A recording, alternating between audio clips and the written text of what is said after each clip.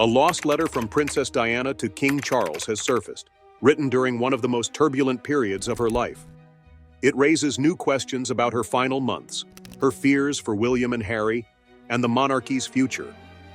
Why was it hidden? Did Diana try to warn Charles? And could her words have changed history? What if all we know about Princess Diana and King Charles could be altered by a single letter? Diana's deepest worries for their sons, the future of the monarchy, and unknown threats are revealed in a recently discovered letter that she wrote herself. Why was it so long kept secret? Did she tell Charles what was going to happen? Did he ever pay attention? Let's examine the specifics. In addition to being the adored people's princess, Princess Diana is remembered for breaking royal customs and forging her own route in the face of hardship. Even in the years after her untimely death, fresh information about her keeps coming to light despite the public scrutiny of her life and the media's attention given to her difficulties. A letter that was buried for decades and addressed to King Charles has now come to light. There are disturbing questions raised by this letter's very existence. Why had it never been made public before? Was it hidden on purpose? Above all, what was written in what might have been one of Diana's last letters to her ex-husband? Historians, royal analysts, and people who have followed Diana's life for a long time have all been shocked by the finding. It was discovered in a private collection of Diana's personal letters and is believed to have been written somewhere between 1996 and 1997. Although its legitimacy has been verified by experts, the contents were kept secret for years. Its development at this particular time is quite remarkable. Diana's statements may contain information that the royal family never intended to make public, especially in light of the current monarchy's intense scrutiny, internal conflicts, and public discussions about its future. One must go back to the years before this letter was written, to a period when Diana and Charles's relationship was not only failing in private, but also crumbling under the constant scrutiny of the outside world. In order to see why it is so significant, the public had formerly fervently hoped to believe in their story as a fairy tale. When Prince Charles noticed Diana, the youthful and dazzling kindergarten aide, she was thrust into the royal spotlight. She was viewed as the ideal wife for the future king at the young age of 19. The engagement made news throughout the world when it was announced in February of 1981. Diana timidly replied, "Of course," when asked if they were in love. Charles's reaction, on the other hand, was far less comforting. Whatever "in love" means. This statement, in retrospect, hinted at the problems that would arise. On July 21, 1991, their wedding was televised to millions of people. Diana's 25-foot train followed her down the aisle during the magnificent wedding at St. Paul's Cathedral, which was captivating. But she had already started to see disturbing clues behind the show. Long after the wedding, she would tell friends and biographers that she had found a bracelet Charles had created especially for Camilla Parker Bowles. It was among the first agonizing reminders that he had other women in his heart besides her. Their early years of marriage were characterized by Diana's growing loneliness as much as hope. The public loved her, but she didn't feel welcome in the royal family. Diana showed her feelings freely, in contrast to Charles, who had grown up in a culture that discouraged emotional expression. She revealed in letters to friends that she frequently felt like a prisoner in her own home and found little solace in palace customs. She expressed her extreme loneliness in a private letter from the middle of the 1980s. "I am here trapped inside these walls, expected to smile, to perform, to be something I am not." They were married, but the rifts had grown by the late 80s. Diana became emotionally unstable after learning that Charles had restarted his love with Camilla. She shocked everyone in attendance when she approached Camilla at a private gathering in 1989. "I said to her, 'I know what's going on,'" Diana recalled the incident in an interview years later. "I just wanted you to know that." The altercation didn't really alter anything. Diana's sense of betrayal grew as Charles and Camilla carried on with their affair. Diana threw herself into causes that were very important to her, in order to find comfort in her humanitarian activities. Through her innovative initiatives to eliminate landmines and raise awareness of AIDS, she turned her royal role into something significant. Her personal life, however, continued to be in disarray despite her rise to fame. By the year 1992, Her marriage to Charles had been irreparably damaged. Charles and Diana formally announced their separation to the House of Commons in December of that year, according to Prime Minister John Major. Even though the news was anticipated, it shocked people all across the world. Diana achieved some independence as a result of the separation, but it came at a high price. She was left more exposed even though she was no longer constrained by the rigid expectations of becoming the future queen. Tensions within the family increased as the palace turned away from her. Her contacts with Charles become increasingly chilly and transactional, further straining their relationship. Diana, however, continued to value family in spite of everything. Despite their failing marriage, she wanted Charles to be an active parent to their two kids, Prince William and Prince Harry. Diana's difficulties gained even more attention as the years went by. She made the historic choice to sit down for an interview with the BBC's Panorama in 1995.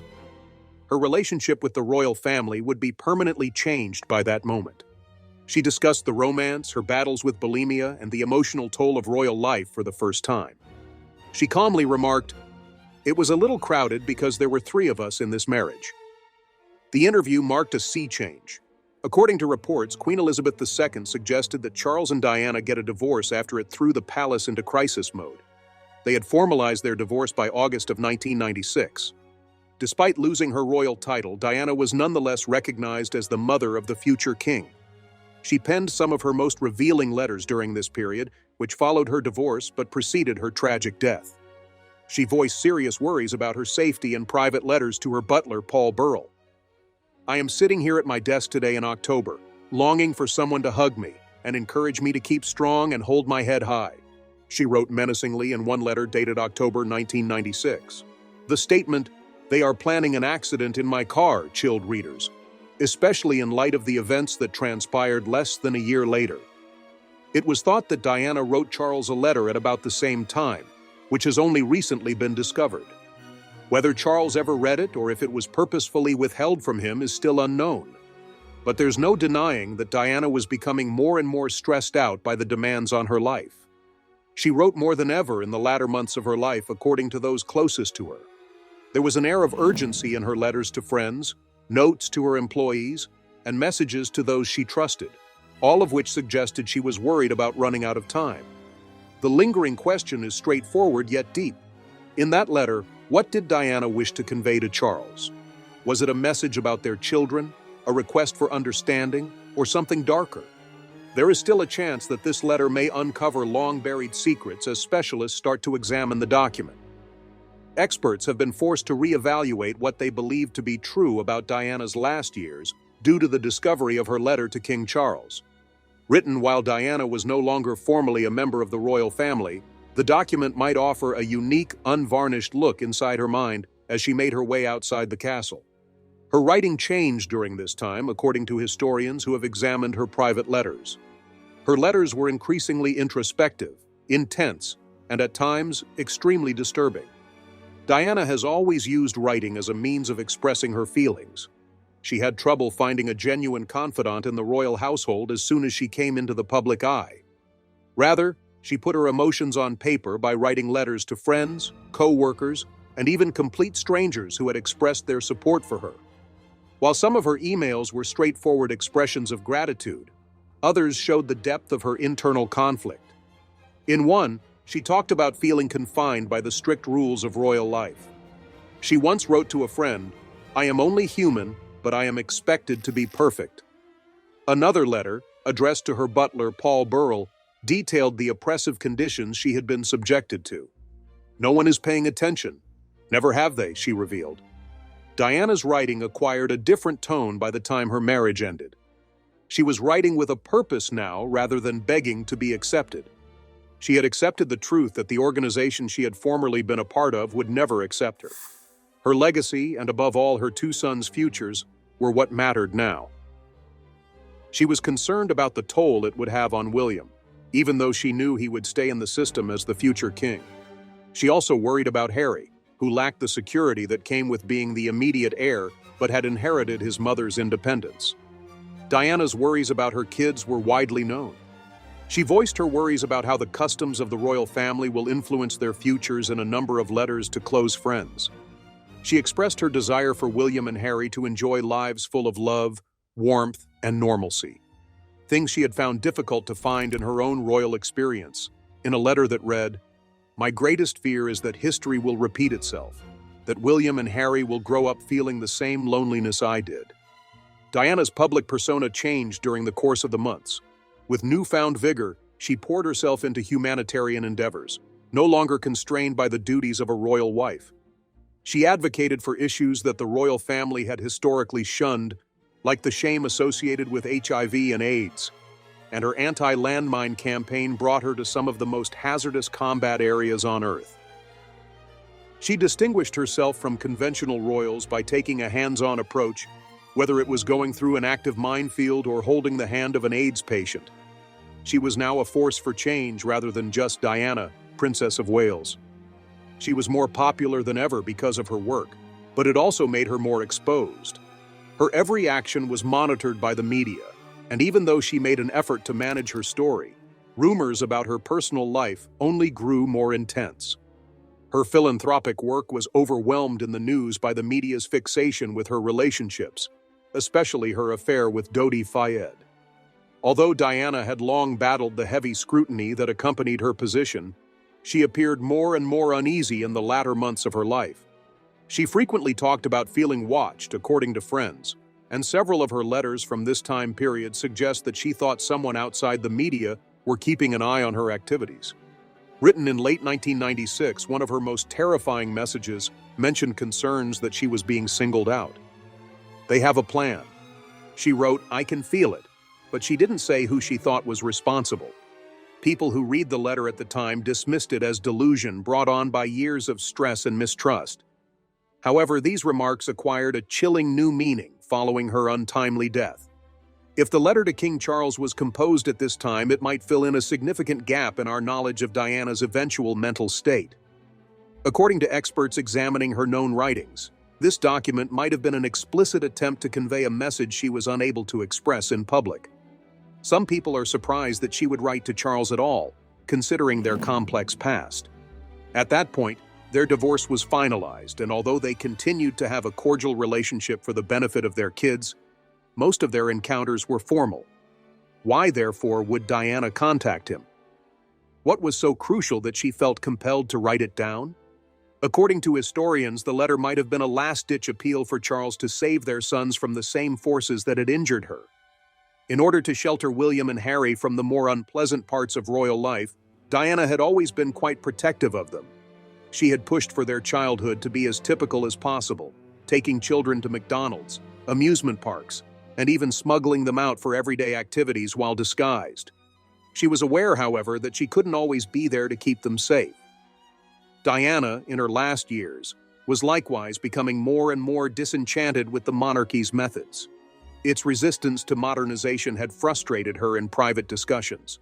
She thought the royal family would eventually find it difficult to stay relevant if it did not change with the times. In letters to friends, she expressed similar worries, writing, for example, "The old ways are fading, but they refuse to see it." If her letter to Charles included cautions about the monarchy's future, it would not have been the first time she had expressed such views. One important question still needs to be answered in spite of the conjecture. Why was the letter kept secret for so long? There wouldn't have been a cause to hide Diana's writing if it had been of little importance. The fact that it has only recently been discovered suggests that its contents may have been deemed too delicate to be made public sooner. The royal family has a long history of tightly controlling information, and whenever feasible, keeping private affairs out of the public eye. It wouldn't be shocking if the letter was kept secret if it included personal sentiments or even criticisms of the monarchy that went against the official story. Discussions concerning Diana's legacy and the decisions made following her death have been rekindled by the letter's discovery in 2024.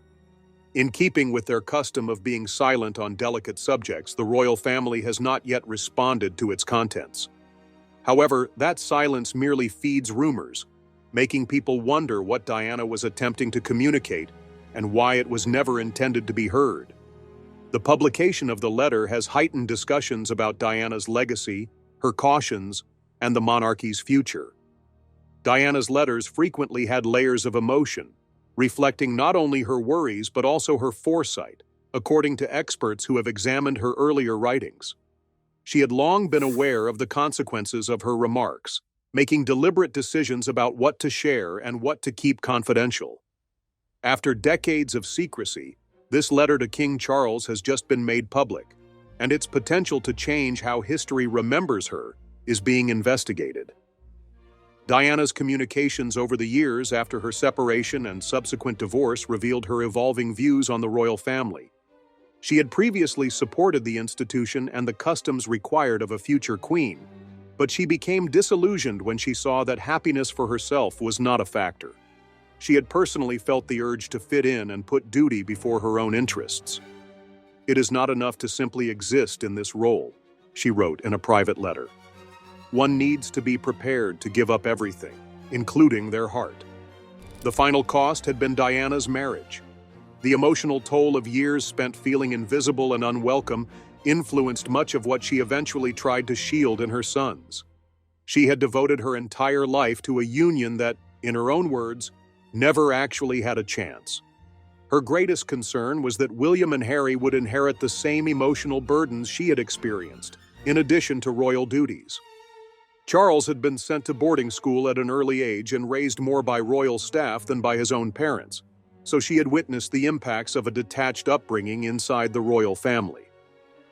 Diana, on the other hand, has always felt that warmth and love should take precedence above obligations. She desired a different experience for her sons, one that would enable them to develop a sense of self that went beyond their titles as they grew older. According to historians, Diana's letter to Charles, if it was directed to their children, was probably an effort to make sure they would grow up with a different viewpoint than earlier heirs to the throne. She had already done something to protect them from the most inflexible parts of life as a princess, by showing them the world outside the royal gates through visits to shelters, hospitals, and community centers. She urged them to engage with individuals outside of the aristocratic circles.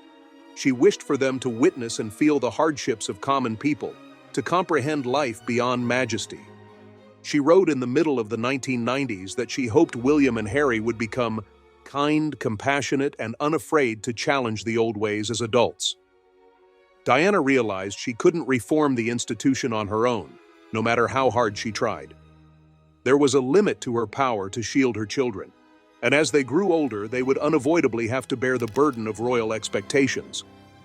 While Harry, the spare, would have to navigate an uncertain future in the monarchy, William, the future king, was already being prepared for the position.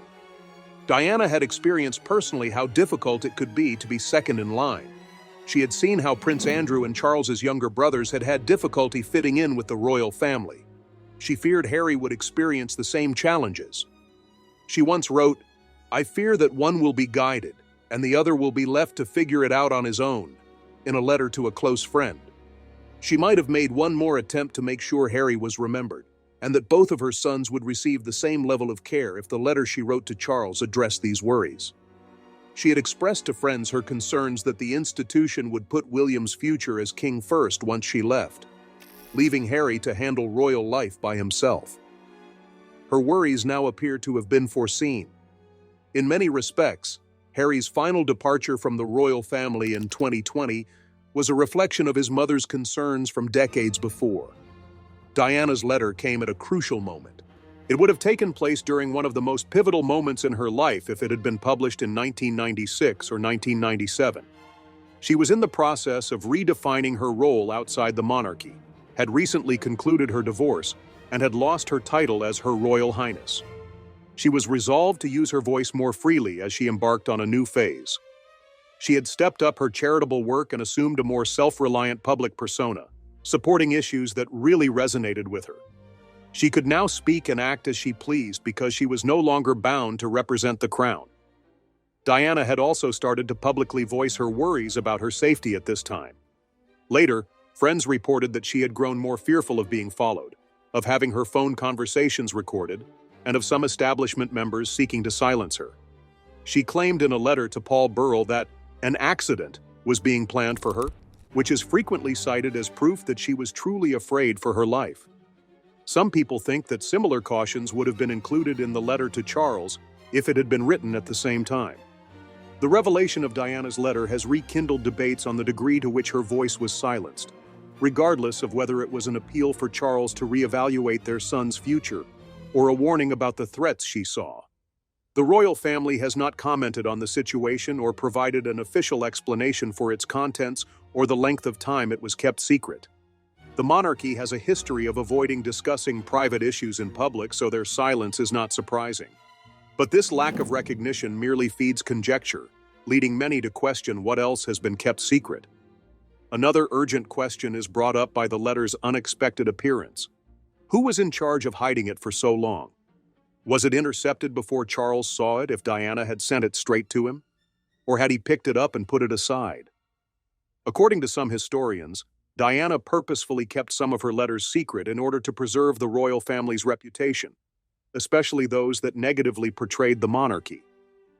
It's likely that attempts were taken to prevent this letter from ever making it to the public eye if it raised concerns about the monarchy's treatment of her and her children, or if it included critiques of Charles's parenting style.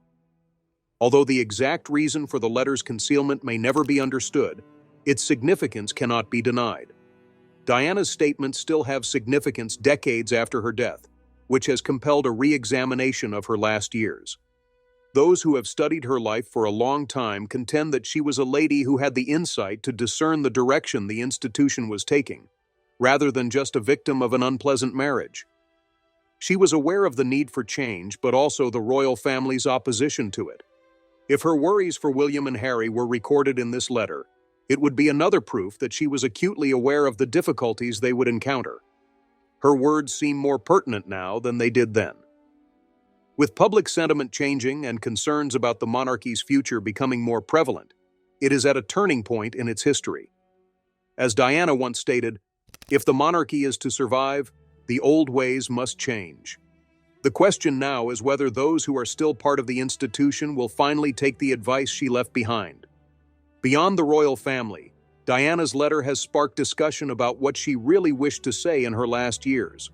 After decades of silence, her statements have suddenly been revealed, rekindling the debate about her influence on the monarchy's destiny. According to those who knew her best, she had long recognized the institution's weaknesses and realized that internal strife would eventually result from its resistance to modernization. Her letter to King Charles might have been about more than just their sons. It might have been about the royal family's continued existence. Diana had been a trailblazer from the beginning. She was aware of the influence of public opinion and the way the monarchy's reputation was changing in a world that was changing quickly. She saw firsthand how the younger generation was starting to see the monarchy with growing suspicion, and she thought that the only way it could remain relevant was by having a real relationship with the people. She did not subscribe to the idea of emotional remoteness in contrast to earlier royals. She was outspoken, honest, and not scared to question long-standing customs. Because of this very trait, she was adored by the public, but also viewed as a challenge to the status quo. She was worried about the organization for reasons other than personal grudges. She understood the strict order that characterized the monarchy, where there was limited opportunity for originality because certain roles were established from birth. She had frequently discussed the demands made on William as the heir apparent, but she was also concerned about Harry, who might become enmeshed in the institution's shadow due to his unclear role. Later on, Diana's concerns would turn out to be justified. Harry battled with his position in the royal family in the years following her death, eventually resigning from his official responsibilities in the year 2000. Although his departure was closely watched, it appeared almost inevitable to those who had observed Diana's life. "I do not want my boys to be trapped by tradition," she had previously written in a letter. In many respects, Harry's choice was a continuation of his mother's heritage and a step toward the independence she had always desired for her kids. They ought to be allowed to go their own way. The contents of Diana's lost letter present challenging issues for the monarchy as experts continue to examine it. Why didn't Charles take action if she had really forewarned him about the difficulties their sons would encounter? Was he unable to alter a system that had mostly stayed the same for generations, or did he reject them as emotional expressions? According to some royal analysts, Charles was unable to change the standards his sons were expected to meet because he was bound by tradition.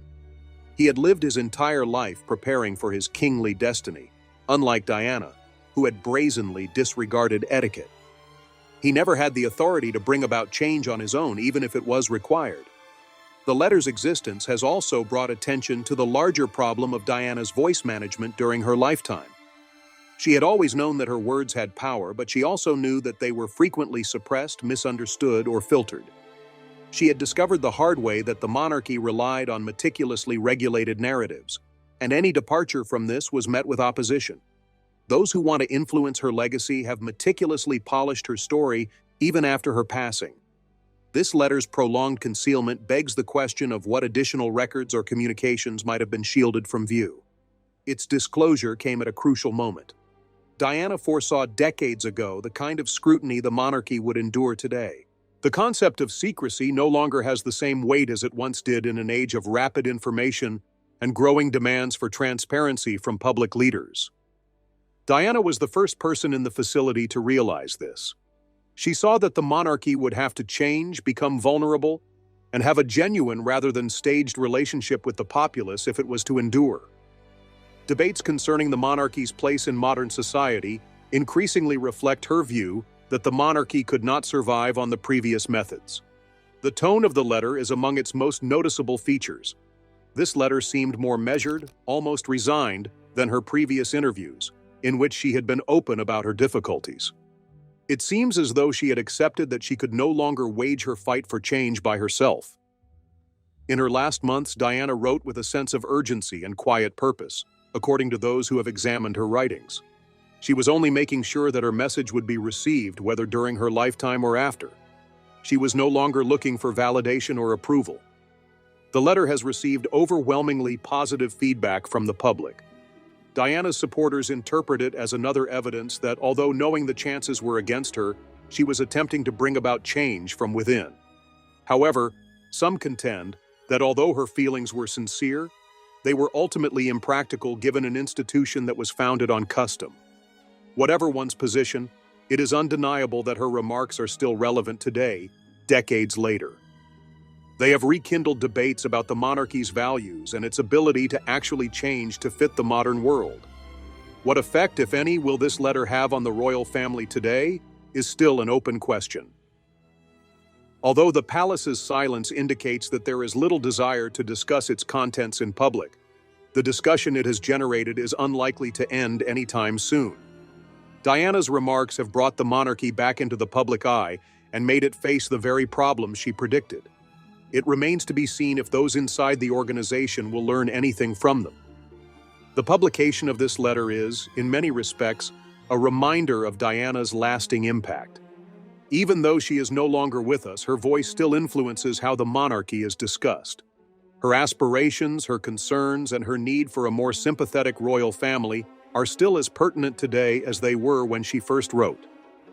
Even while the world may never fully understand what she wanted to say in her last years, one thing is for sure: her words, once concealed, will live on. The video for today has now come to an end. Make sure to see the other videos on the channel if you followed us this far.